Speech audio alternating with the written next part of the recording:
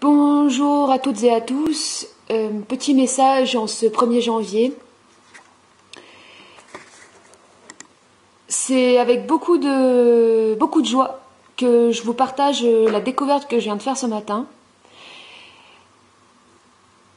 Alors, en fait, hier, ce qui s'est passé, c'est que j'ai publié donc la vidéo d'hier où on va dire que je me mets en colère.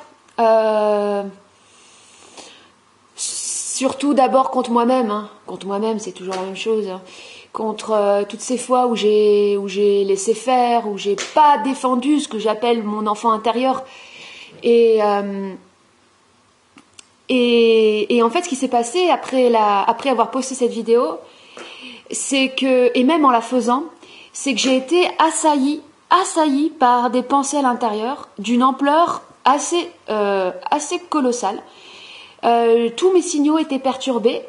D'ailleurs, j'avais une conversation avec un ami et j'arrivais plus à me situer. C'est-à-dire que je bafouillais, j'arrivais même plus à savoir réellement ce que j'avais à dire. On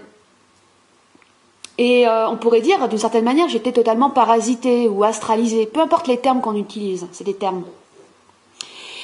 Ces pensées me faisaient regretter d'avoir posté cette vidéo. Ces pensées me disaient t'es trop niaise, t'es trop cucu, t'es pas à la hauteur du supramental. Non mais sérieusement, des trucs comme ça. T'es vraiment qu'une... Ah oui, des trucs aussi comme ça qui étaient liés à la femme. Tu restes une femme, tu restes un être inférieur, une femme. C'est extraordinaire de voir le niveau de bêtise de ces pensées, mais le plus, si vous voulez, l'ami, à un moment donné, me dit confronte tes pensées. Et là, je me dis, mais c'est vrai, j'ai pas pensé. Confronte tes pensées. Il y a ces pensées qui viennent en toi. Tu les confrontes directement. Tu leur poses la question à tes pensées. Quel est le message que vous avez à me faire passer? La confrontation, ça peut prendre plusieurs formes. Ça peut être...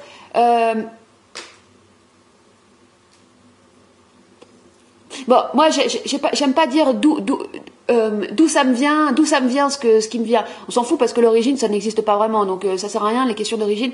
Je dirais plutôt, quel est le sens de ces pensées? Quel est le sens réel de ces pensées? Parce qu'en fait, les pensées, c'est comme un écran de fumée. Et on est dans ce brouillage. Comme je disais, il y avait un parasitage, une sensation de perturbation intérieure, de brouillage, et dans le corps ça se manifestait par des tensions, j'avais mal au bide, j'étais vraiment en lutte intérieure en fait, c'était pesant, c'était lourd, et j'ai passé ce 31 quand même dans la difficulté. Mais alors étonnamment, ce qui s'est passé, un truc vraiment étonnant, c'est que à minuit passé, toute cette chape de plomb s'est totalement dissipée. Bon, peu importe, on ne va pas expliquer pourquoi. C'est surtout, en fait, si vous voulez, tous ces états sont déclenchés depuis l'intérieur. Ce sont des autosuggestions subtiles. Mais je vais en venir là où je veux en venir. J'ai confronté mes pensées. Donc, je pose la question directement à moi-même ou à ces pensées. Quel est le sens de ces pensées? Pourquoi est-ce que je m'auto-dévalorise à ce point? Pourquoi est-ce que je me culpabilise à ce point? Parce que c'était vraiment... J'ai fait un truc sur la culpabilité, mais en fait, j'étais totalement imprégnée de culpabilité. Et puis, je crois vouloir m'en débarrasser, mais en fait, je m'en rajoute encore plus une couche. Enfin bon, bref. Tant que la confrontation avec soi-même n'est pas de soi, directe avec soi, il y a toujours des fuites et des échappatoires. Et j'avais mis dans la vidéo un truc que j'ai enlevé quand je parlais de la diffraction. Quand on s'en prend aux autres, c'est-à-dire quand on critique les autres, un peu comme je l'ai fait quand je disais ah ouais, je vois pas, il n'y a pas de guerrier et tout. Ben, en fait, je parlais de moi.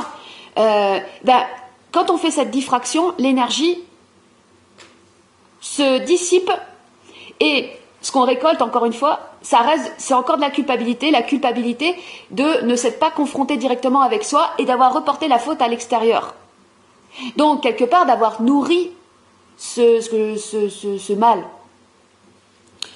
Ah, mais ça va loin, hein, parce que toutes les fuites, toutes les excuses, c'est encore une façon de ne pas se confronter à soi. Bon, le message là-dessus, il est clair. Et je pose donc la question avant de m'endormir. Je veux comprendre la signification de toutes ces pensées culpabilisantes que j'ai eues tout aujourd'hui. Et ce matin, je me fais attaquer par le chat qui me saute en pleine tronche à 6h30 du matin. Et puis là, je comprends en fait. Je comprends que ces pensées, elles étaient inversées. Parce que l'astral, vous savez, c'est de l'inversion. En fait, il faut tout remettre à l'endroit. C'est-à-dire, on est dans un monde, comme je disais, une projection. C'est une projection où tout est en négatif. Et toutes ces pensées négatives, voyez, négatif. Eh ben, c'est une inversion du positif. Non mais, super, j'ai inventé l'eau chaude. Waouh! Attention Elodie! Oui, tu as inventé l'eau chaude, la roue et le fil à couper le beurre. Boum, boum, boum. Et oui, mais c'est souvent les trucs qui sont d'une plus grande évidence qui nous passent à côté, quoi. Sans qu'on les remarque. Et la réponse, c'est que j'ai eue ce matin, c'est Elodie, tu as fait le tour avec ces vidéos, avec ta chaîne YouTube. Tu as suffisamment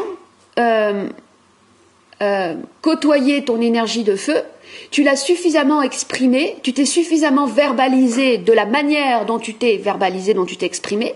Maintenant, tu vas donner une autre dimension, une autre saveur à ton énergie.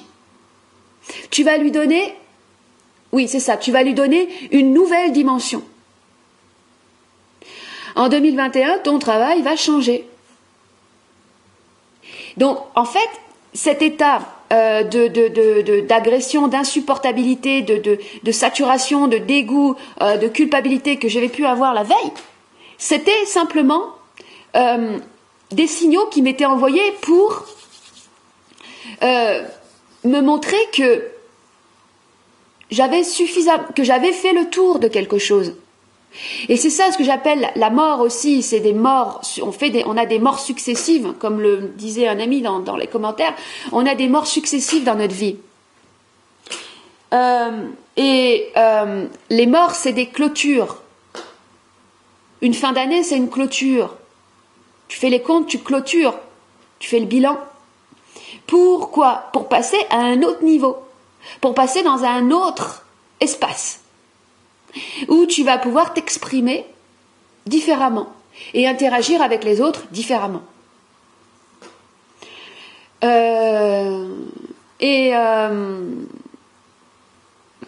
Donc voilà, simplement le message, c'est que toutes nos pensées négatives doivent être confrontées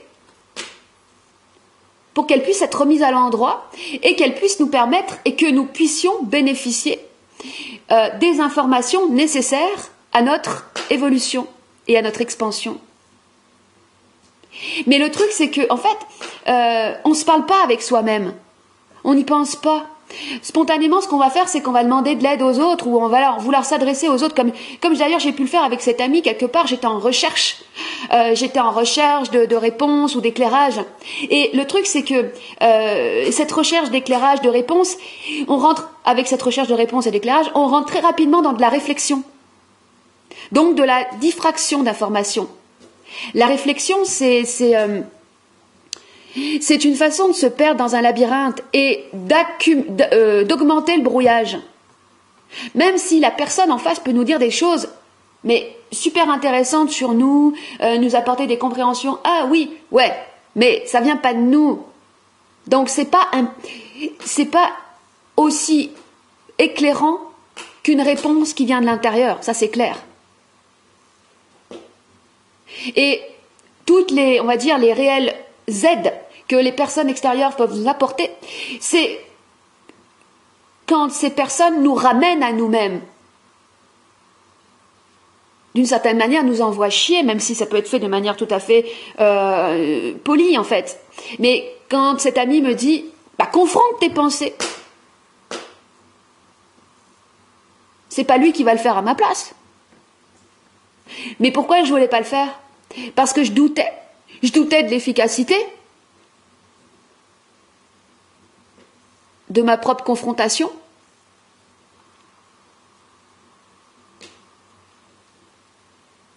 Je doutais peut-être de ma capacité à obtenir des réponses par moi-même.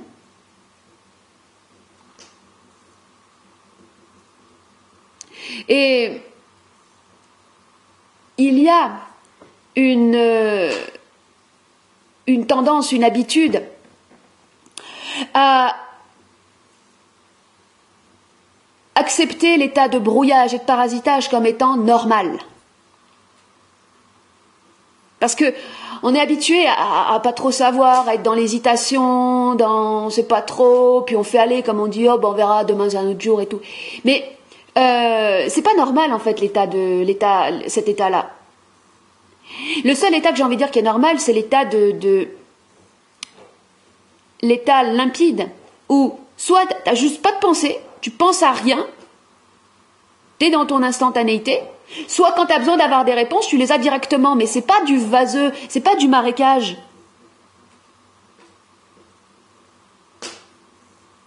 Et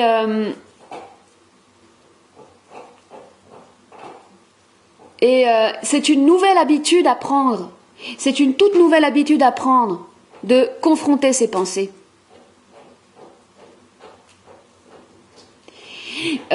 Toutes les pensées, bien sûr, qui sont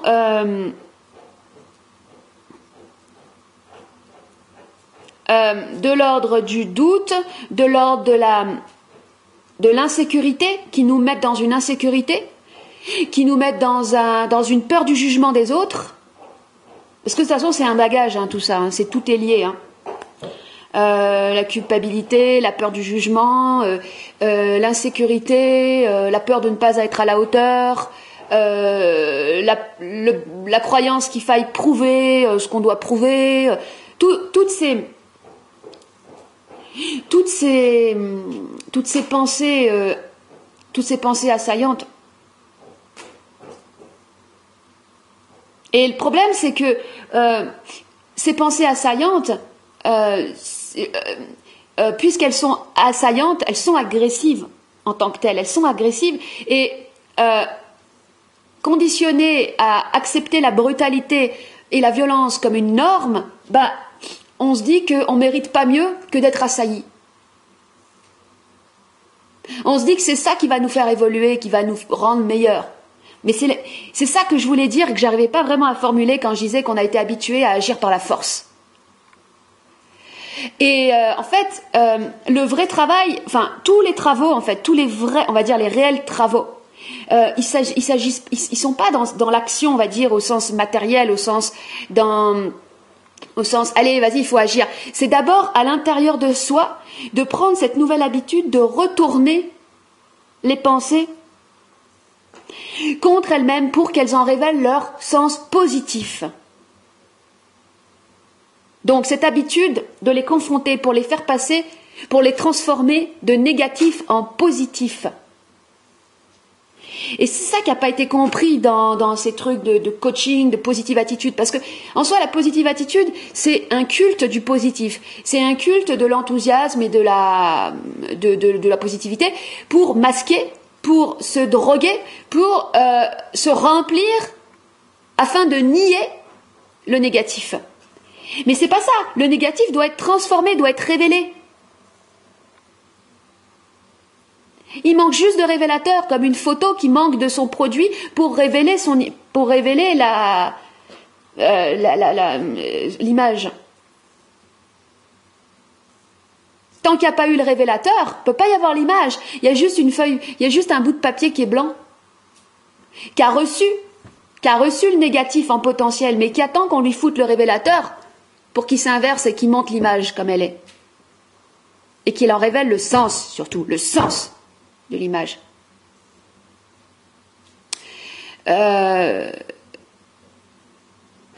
Qu'est-ce que... Ça, c'est vraiment extraordinaire, c'est un outil parce que, comme je vous dis hier, c'était quand même, c'était costaud, hein, je veux dire, c'était autant physiquement que psychiquement, c'était pas cool, quoi. Alors, ouais, dans ces moments-là, forcément, tu diffractes, hein, tu te dis, oh, bah, c'est l'astral, c'est normal, c'est les fêtes païennes, c'est, les archontes, non, les archontes, c'est, je sais pas, moi, c'est qu'il se passe des guerres dans le subtil, alors forcément, j'empathie et tout. En soi, moi, franchement, j'en ai rien à foutre dans le sens que, si ces pensées-là sont utilisées comme des issues pour ne pas me permettre une confrontation intérieure, ben franchement c'est bullshit. Je sais que j'ai pas été formée pour être, je sais pas, un agent en exopolitique extraterrestre et tout le bordel. Parce que déjà, si ça avait été le cas, j'aurais été intéressée par ça depuis très longtemps. Et aussi, ce qu'il y a, c'est que plus ça va aller là, enfin plus ça va aller, super phrase, plus il va nous être demandé. Il n'y a pas d'autorité supérieure qui va nous demander ça. Disons que je me le demande, je m'en rends compte pour moi-même. Plus il va être nécessaire pour nous-mêmes de définir les contours de notre univers et de ce qui nous intéresse réellement, de ce qui pour nous a du sens. Et oui, puisqu'on est dans un effondrement, dans une perte de sens, une perte de tout ce qu'on veut, donc ça demande aux individus qui sont en train de se développer une conscience de définir les contours de leur univers et de ce qui ont de la valeur pour eux.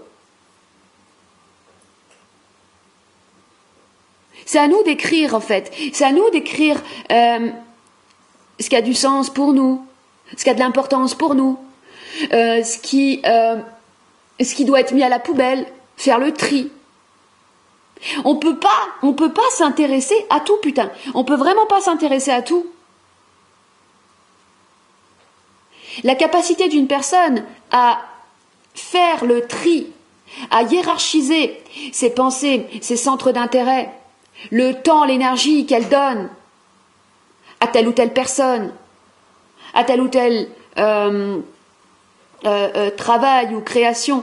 C'est ça, en fait, le défi de l'homme en tant qu'individu, qui est dans une ébauche d'être réel, donc d'être qui fait des choix. Parce que pour l'instant, on ne fait pas des choix. Pour l'instant, on est régi par nos programmes, par nos conditionnements. On tente de se déprogrammer, on apprend à maîtriser nos émotions, on apprend à maîtriser la peur. La peur, c'est un grand mot, hein, mais je dirais que c'est le poids lourd de l'émotion. C'est-à-dire que il y a des émotions qui sont faciles à maîtriser et d'autres sur lesquelles on a beaucoup moins de prise, et parce qu'elles viennent sonder toujours cette chambre noire.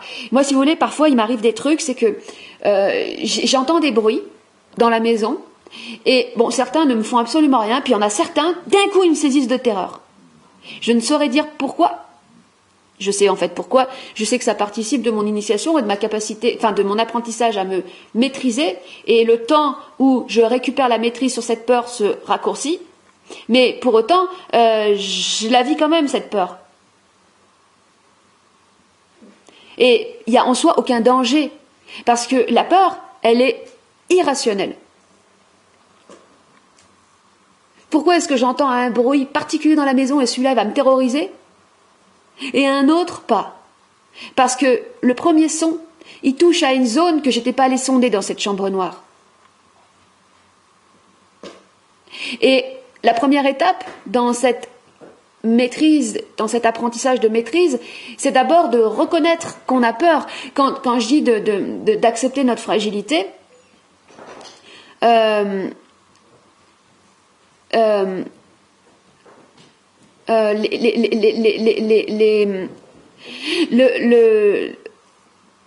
fait forcément de par exemple avec le pardon, avec avec le fait de laisser parler son cœur, tous ces trucs-là, ça va faire dissoudre l'armure de l'orgueil des systèmes d'autodéfense. Mais qu'est-ce qui va se passer en contrepartie? Ça va encore plus ouvrir la chambre noire, donc forcément, ça va laisser encore plus de ténèbres intérieures nous traverser, mais pour qu'on puisse justement faire ce travail d'inversion, de transmutation,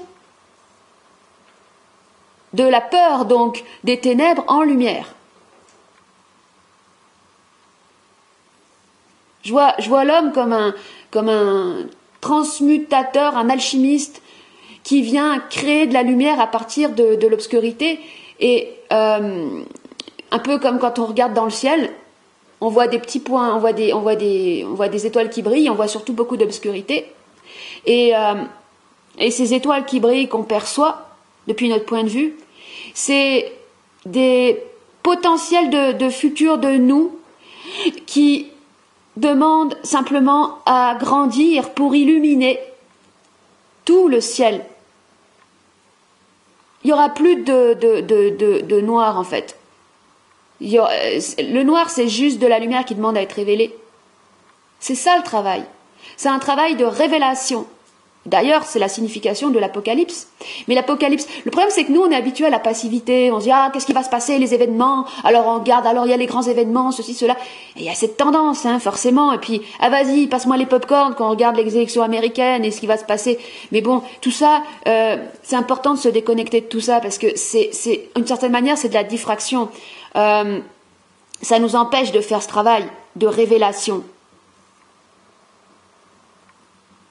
Comme disait encore une fois Jésus, tu seras détruit par tout ce que tu n'as pas créé, donc par tout ce que tu n'as pas révélé aussi. Et ça, c'est toute la vie qu'on le fait, ce travail. C'est toute la vie.